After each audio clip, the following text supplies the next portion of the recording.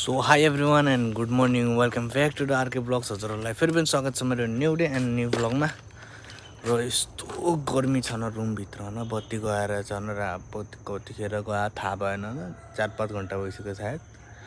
यस्तो गर्मी छ रुमभित्र, बाफरे बाफ। बाहिर पनि घामै लागेको छ यसरी, रुम त झन् तातिहाल्दैन। यस्तो टिन छ, यस्तो टिन छ, निन्द्रा पनि पुगेन राम्रोसँग।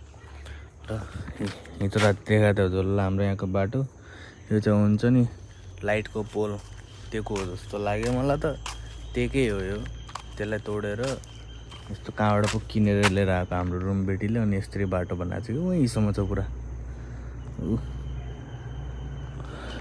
ठ्याक्क रुमसम्म चाहिँ। अब चाहिँ हल्का सजिलो हुन्छ बर्खाको बेला, र त पुरा किचड यताउता ढलिहाल्थ्यो कोही त, त्यस्तो थियो। अब चाहिँ राम्रै हुन्छ। अहिले चाहिँ कस्तो सिधा सरासर हिँडेर आयो कि, र त्यो खाल्टो भएर यताउता खुट्टा राखेर आउनु पर्थ्यो। अहिले चाहिँ सिधा आइयो कि त्यहाँदेखि यहाँसम्म सिधा। ल अब चाहिँ लाग्नु पऱ्यो फटाफट क्याफेतिर, किनभने आज मात्र हो नि। आज मात्र अब भने चाहिँ हामी 5 जना जति छौँ बाहिर। अब भोलिदेखि त हामी 3 जना मात्र हुने, 2 जना गइहाल्ने। भोलि चाहिँ अब छुट्टी गर्छन् होला, किनभने पर्सि चाहिँ गइहाल्छन् यहाँदेखि। त्यही कारणले चाहिँ भोलि त छुट्टी हान्छन् होला। आज पनि छुट्टी हान्छन् भन्ने सोचेको थिएँ, न कसले खै हाफ छुट्टी हान्ने जस्तो छन्। चाहिँ लागिहाल्नुपर्छ, काम पनि अब हल्का बढी हुन्छ, त्यही कारणले चाहिँ फटाफट लागिहाल्नुपर्छ। के हो कहिँदैन, म चाहिँ यस्तरी एक हातले मोबाइल चलाइरहेको थिएन, यहाँ यस्तरी कसले साँप मारेर फालिदिएर छ।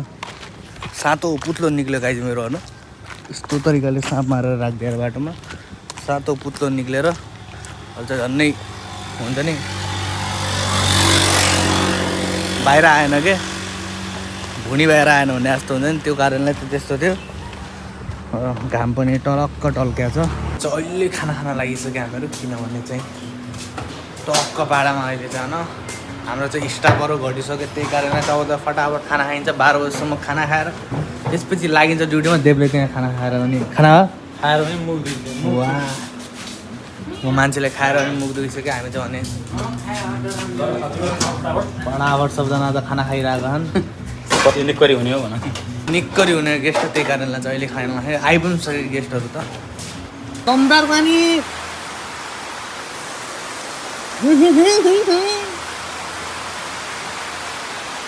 दमदार पानी।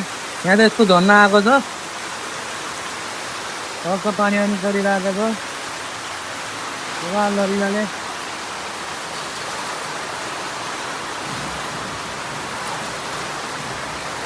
ल गाइज अहिले चाहिँ हामी फेरि आइसक्यौँ। धनगढीदेखि टिकापुरसम्मलाई हल्लाउँथ्यो हामी, होइन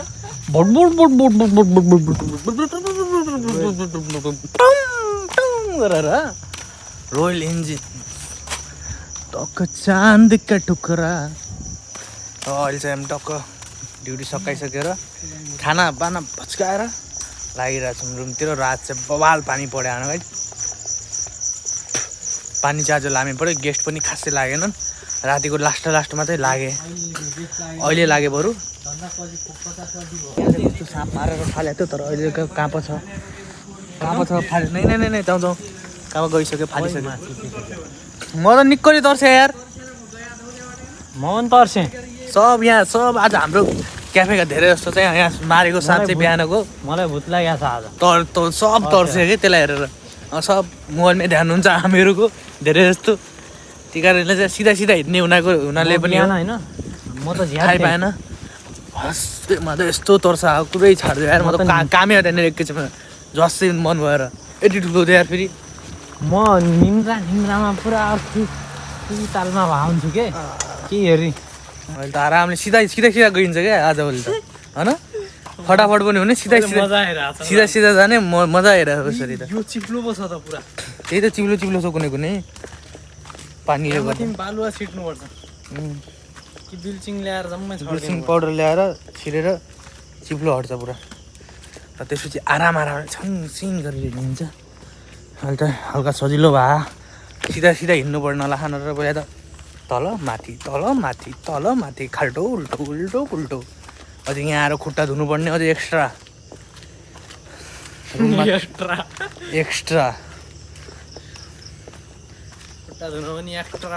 अनि अब यहाँ धोएपछि अझै रुममा गएर धुनै पर्ने भित्र ल गाइज आइहालेँ म रुम पुगिसक्यो रुम केटाहरू टक्क घर जाने हुनाले मस्तले आराम छ होइन खाना अब यहाँ होटलमा आएन नि त आफ्नो बाहिर होटलमा गएर खाना लाखान् अब चाहिँ म जान्छु फ्रेस हुन्छु त्यसपछि लाग्छु सुत्न र आजको भ्लगलाई चाहिँ म यहीँ इन्ड गर्न चाहन्छु आयो हजुरहरूलाई मेरो भ्लग राम्रो लाग्यो होला भने चाहिँ लाइक एन्ड सब्सक्राइब गर्न चाहिँ नबिर्सिनु होला ओके बाई गुड नाइट